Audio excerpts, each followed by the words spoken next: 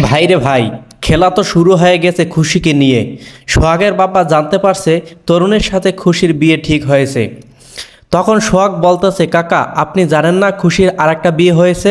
আমরা কি পচে গেছি কাকা? হ্যালো দর্শক, আসসালামু আলাইকুম। আশা করি সকলেই ভালো আছেন। আমি আপনাদের দোয়ায় ভালো আছি।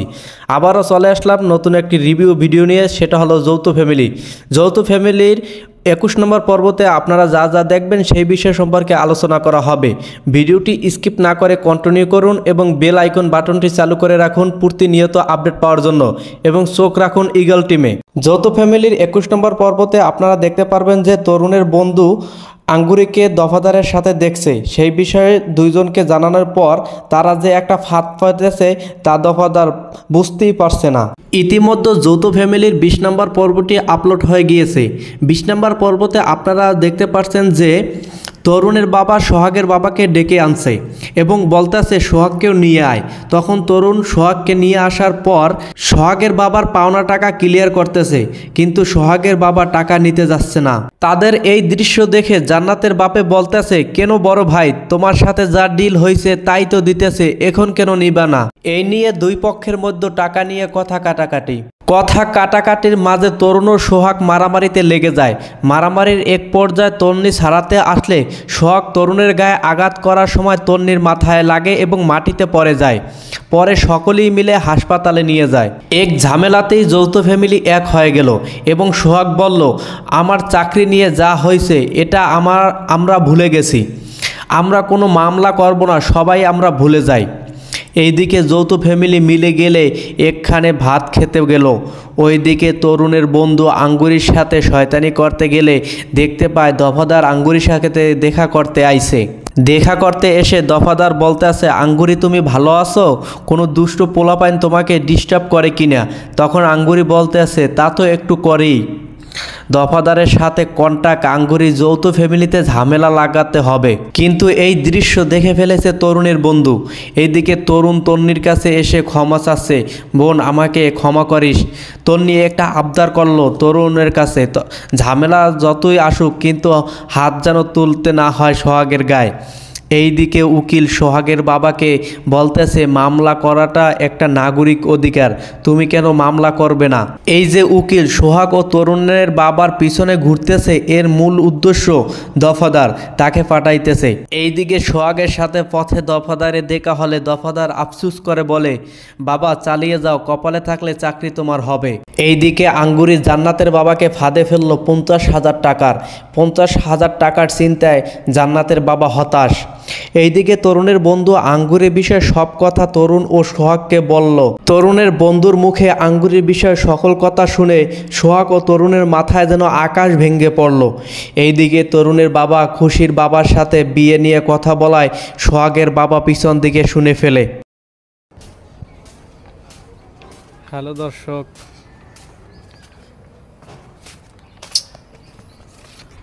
কি সুন্দর পরিবেশ,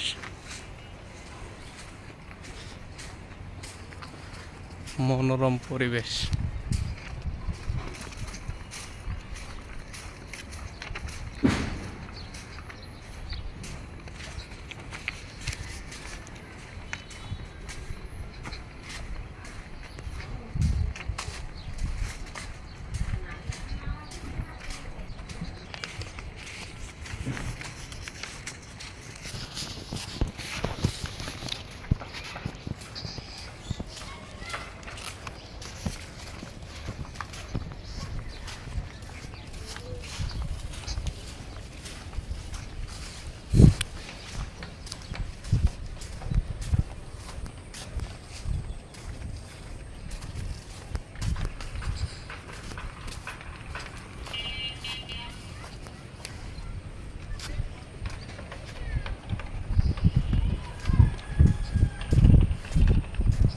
হ্যালো দর্শক, আসসালামু আলাইকুম। আশা করি সকলে ভালো আছেন।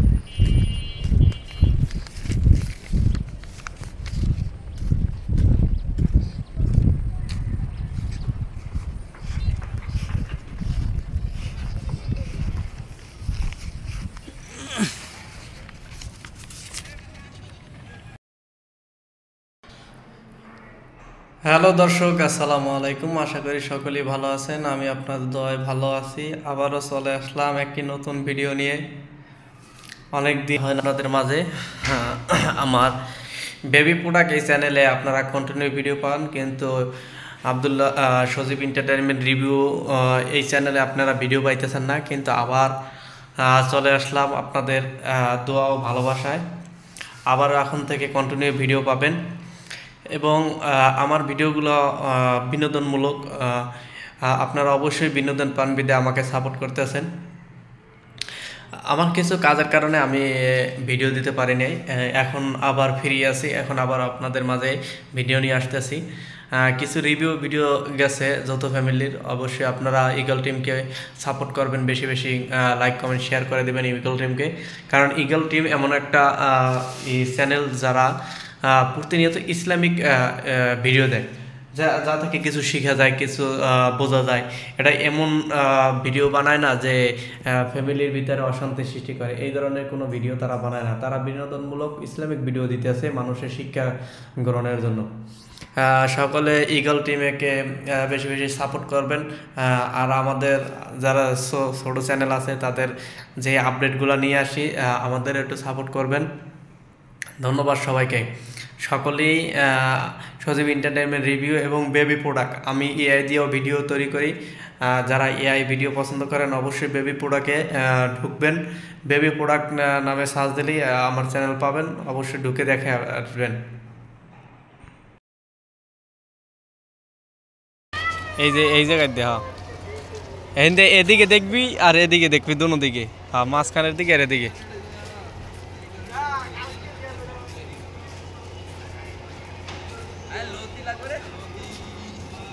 লতি হালাই দিয়েছে, বল বল হালাইছে বেটা। নাম তো আছেন একটা পেজ বল করে বলাই। আচ্ছা সামনে আয়, সামনে আয়, দেখ হিন্দেই পড়ছে, দেখ ঢুকে গেছে এর মধ্যে। আর এদিকে না, এদিকে না, এদিকে না, ওই সাইডে, ওই সাইডে ওই বড় কচুর হিন্দে ইয়া দেখছি ঘেঁষা খাইয়া। হ্যাঁ হ্যাঁ, এদিক দিয়ে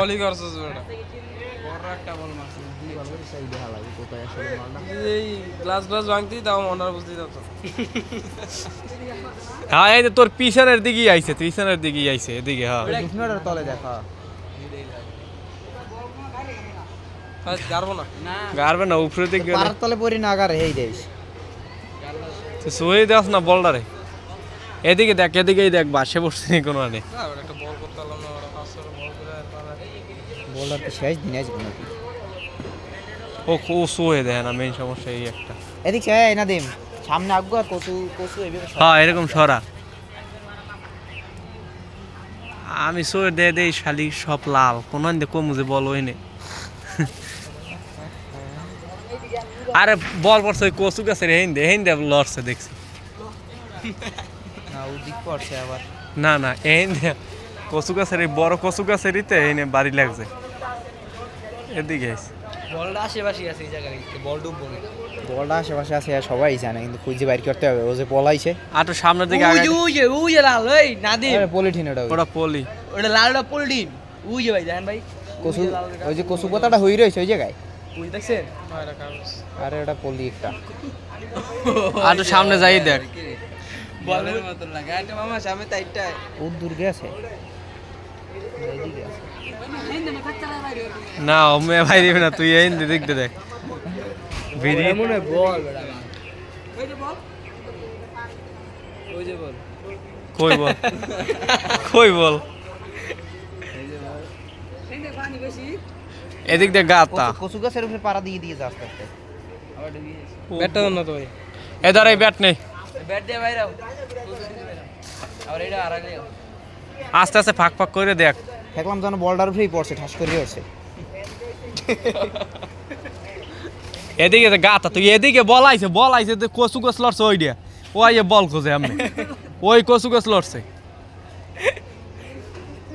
আর ওদিক দিয়ে আমরা কল্পনা জল্পনা করে দেখি। হ্যাঁ বল, রিভিউ দে হানো ক্যামেরাটা রিভিউ। বলটা পড়ছে এদিক দিয়ে, এদিক দিয়ে আইছে, এদিক দিয়ে ঢুকছে বলটা। বলটা আসলে কোথায় লুকালো? এই স্টিম দিয়ে আলটা না, সব কেটে কেটে দেখতে।